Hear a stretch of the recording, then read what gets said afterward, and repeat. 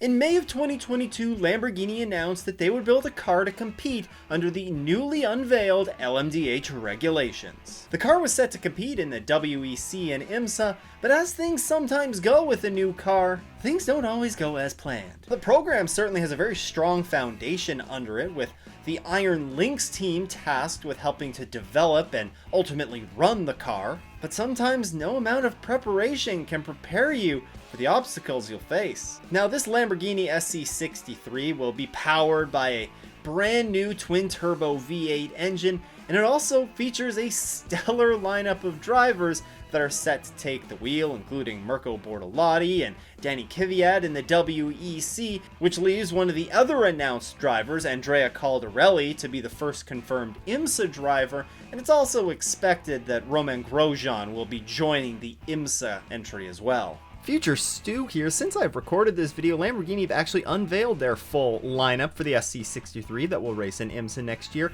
Matteo Cairoli will race alongside Andrea Caldarelli and Romain Grosjean.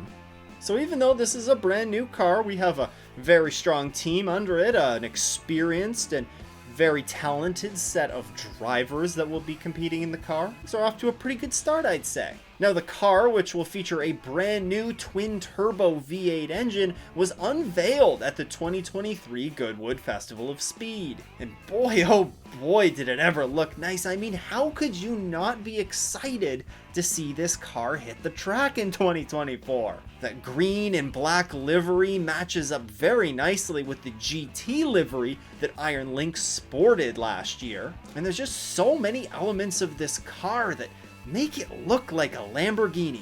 Okay, now that's great. The car is unveiled over the summer. It's seemingly on track to be ready for the first race of the IMSA season, right? Well, here we are at the end of 2023, and the Lamborghini SC63 is not on the entry list for the Rolex 24. Yes, the car won't be racing at the Rolex, but is still going to be debuting in IMSA just a little bit later in the season. It hasn't been officially confirmed yet, but it does seem very, very likely that the car will be present for the second round of the championship at Sebring. Now, the 12-hour race is the second round of the IMSA season, but notably, it is 2 weeks after the season opener for the WEC. And despite it being not present on the grid for the IMSA opener, the Rolex 24, it is expected that the SC63 will be there for the season opening WEC race in Qatar. You know who's not going to be missing the opening round of the IMSA season? This guy. Because I can stay updated with all the news from around the world of IMSA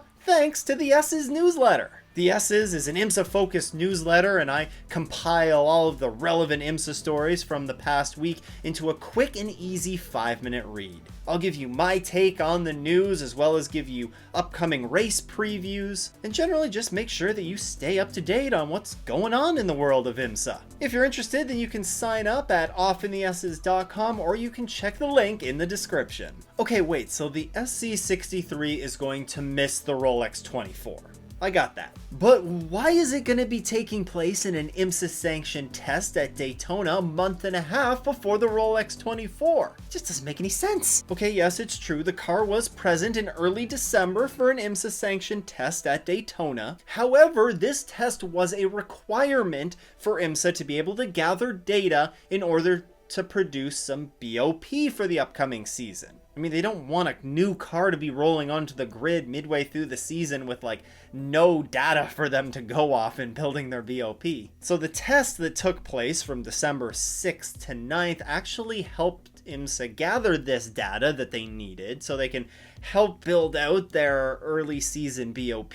And ultimately that requires a car to be there from every manufacturer that's going to be participating for the following season. So basically, if Lamborghini missed this test, then they'd be sitting on the IMSA sidelines for the entire 2024 season. Now, when we take a step back and look at some of the previous statements that have come out over the development of the car, I guess it's not a huge surprise to finally get confirmation that the car's not going to be on the grid at the Rolex in January. You see, back in July when the car was unveiled at the Goodwood Festival of Speed, Lamborghini Motorsports head Giorgio Sanna was quoted by Sportscar 365 as saying, "We will do what's needed in terms of the homologation process to collect as much data as possible. But then today to say that we'd be ready to do Daytona is just too early. At this moment, it's not planned to do the Rolex 24. So things were kind of even in doubt then. And that was even before it was kind of the final nail in the coffin for that Rolex 24,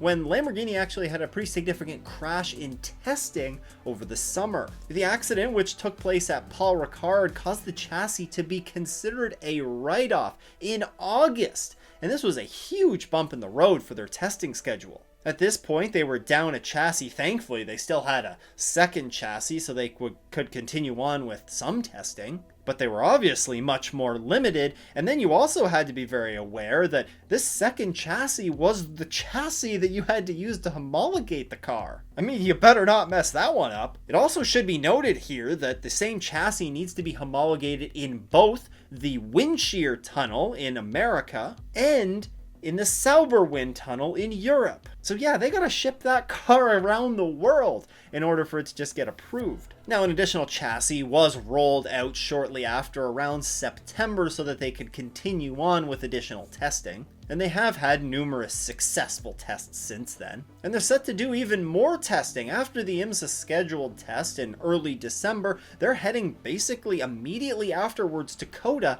to continue on with their testing schedule. Now, even though we aren't gonna see the SC63 at the Rolex 24, there are still plenty of new cars to be excited about in Imsa next year. Check out this video to learn about all the new cars that will feature on Imsa's grid in 2024. Huge shout out to all of the Patreon supporters. If you too want to support the show and get a little behind the scenes peek at Off in the S's, then you can head to patreon.com/offintheesses. Once again though, thanks for tuning in. I hope everyone has a great race weekend. It doesn't go off in the S's.